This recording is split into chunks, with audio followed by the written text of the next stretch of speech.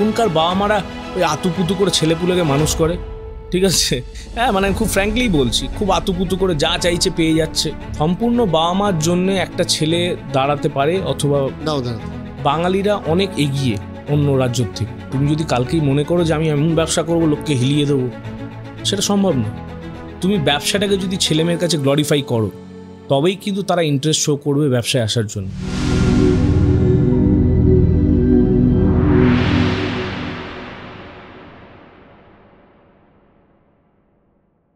বাঙালি মোটামুটি in general last 20 বছরের ইতিহাসে ব্যবসা বিমুখ। তাদের মধ্যে ওই ডাক্তার, ইঞ্জিনিয়ার বা সরকারি চাকরি ইত্যাদির জন্যই প্রস্তুতি নেওয়া হয়। বহু ছেলে মেয়েকে আমি দেখেছি যে বাবা মাকে বোঝাবার চেষ্টা করতে হয়, স্ট্রাগল করতে হয় যে মা আমি ব্যবসা করব। তার বাড়ির লোক কিন্তু সেটা নিয়ে রীতিমতো অশান্তি করে। ধরে রাখো সেই ছেলেটা তোমার এই ভিডিওটা তার বাবা মাকে দেখাবে। তুমি এবার বলো। নমস্কার সবাইকে, আমার নাম গৌরব পাল, আমি একজন টি টেস্টার এবং আমার কোম্পানির নাম হচ্ছে জি পাল অ্যান্ড সন্স প্রাইভেট লিমিটেড। দেখো, ব্যবসা করতে কিন্তু টাকা লাগে না।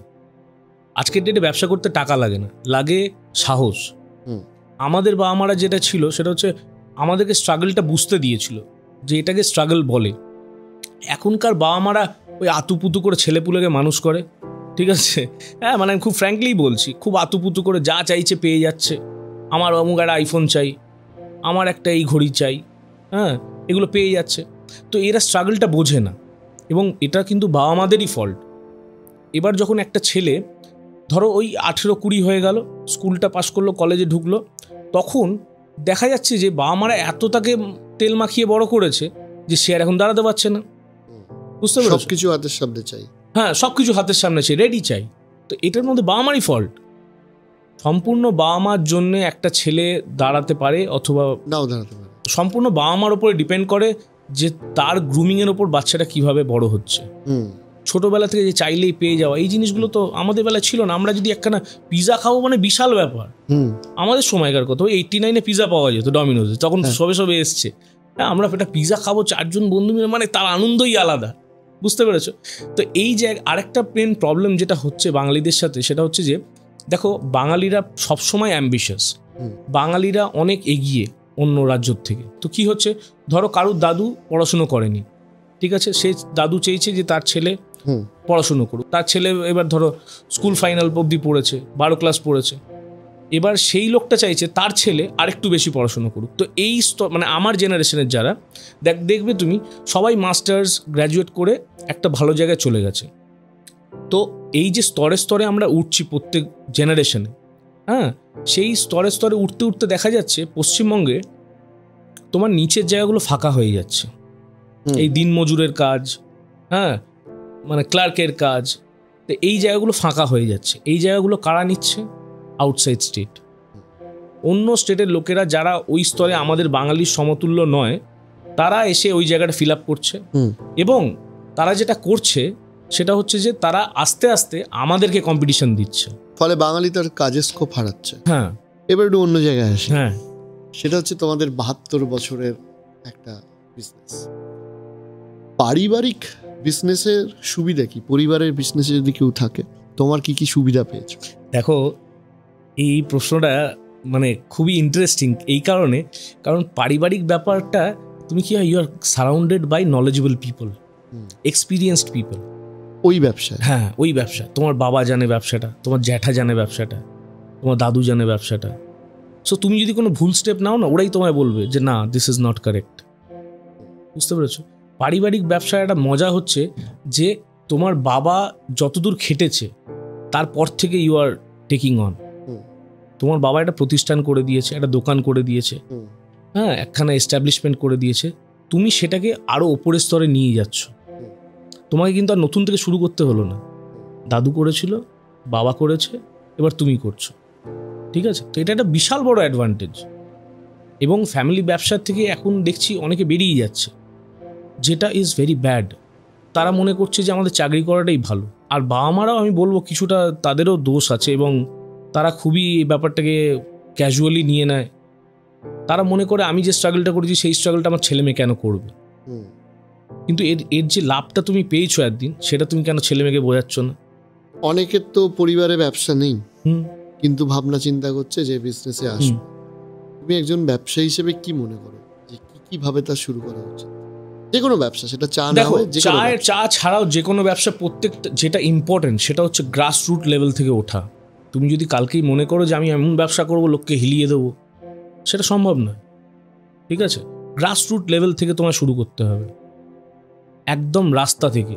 তুমি ধরো আজ মনে করলে আমি চিপসের ডিস্ট্রিবিউটারশিপ নেব, কোনো একটা কিছু আমি চা নিজের ব্র্যান্ডে তৈরি করব, চা ছাড়া অন্য কিছু, জামা কাপড় হোক, হোয়াট এভার।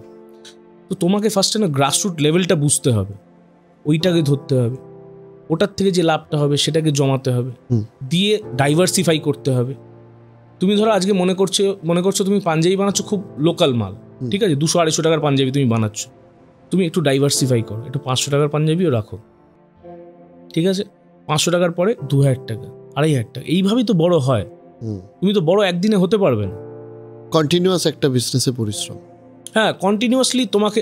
আরেকটা জিনিস যেটা হচ্ছে সেটা হচ্ছে যে তোমায় কন্টিনিউয়াসলি পরিশ্রম করতে হবে, you have to take risks, ঠিক আছে। ফেলিয়ার তো আসবেই, ফেলিয়ারটা ইজ ভেরি ইম্পর্টেন্ট। ফেল তুমি যদি না করো তুমি জানবে না যে কি করে হাউ টু সার্ভাইভ। যারা ফেল করে না, and felling early is very important. তুমি যত কম বয়সে ফেল করবে তুমি তত জানবে যে এটা ইজ কারেক্ট, এটা ইজ নট। ডেফিনেটলি। আমি এবার একদম অন্যদিকে যাচ্ছি। তোমার সাথে আমার একটা কথা হচ্ছিল যে ব্যবসায় পরবর্তী জেনারেশনকে ইন্ট্রোডিউস করানো, সেটা নিয়ে বহু বড় ব্যবসাতে অনেক গন্ডগোল হয়েছে। আমি নাম না করলেও বুঝতে পারবে যে দেশের সব থেকে বড় লোকদের পরিবারও গন্ডগোল হয়েছে। কিন্তু ঘটনাটা হচ্ছে যে এই পরবর্তী জেনারেশনকে রেডি করাটা কতটা ইম্পর্টেন্ট।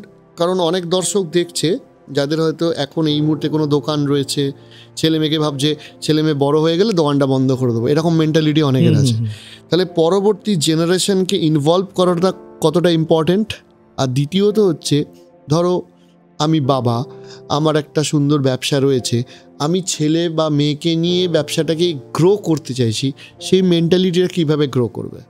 দেখো, প্রথমত তুমি যেরকম বলছো না যে আমরা গ্লোরিফাই করি চাকরি, আইএস আইপিএস গ্লোরিফাই করছে, তুমি ব্যবসাটাকে যদি ছেলেমেয়ের কাছে গ্লোরিফাই করো তবেই কিন্তু তারা ইন্টারেস্ট শো করবে ব্যবসায় আসার জন্য।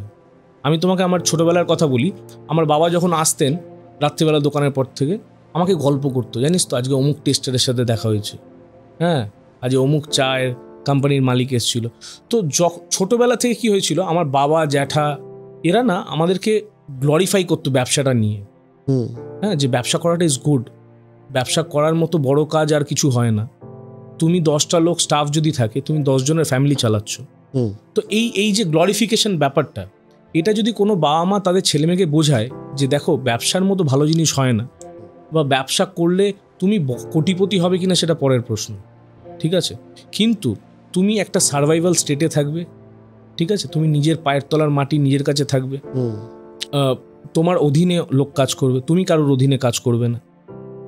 তো এই জিনিসগুলো যত ছোটোবেলা থেকে আসবে বা যত লোকে বুঝবে যে হ্যাঁ ফ্যামিলি বিজনেস করাটা ভালো, তখনই কিন্তু তারা ব্যবসায় আসবে, এছাড়া আসবে না। অর্থাৎ বিজনেসে ছোটোবেলা থেকে ছেলেমেয়েকে ইনভলভ করাটা খুব গুরুত্বপূর্ণ। অন্তত ইনভলভ না করলেও অন্তত তাকে গল্প বলো, সে যেন ছোটোবেলা থেকে এইটা জেনে বড় হয় যে আমার বাবা ব্যবসা করছে এবং খুব ভালো করছে।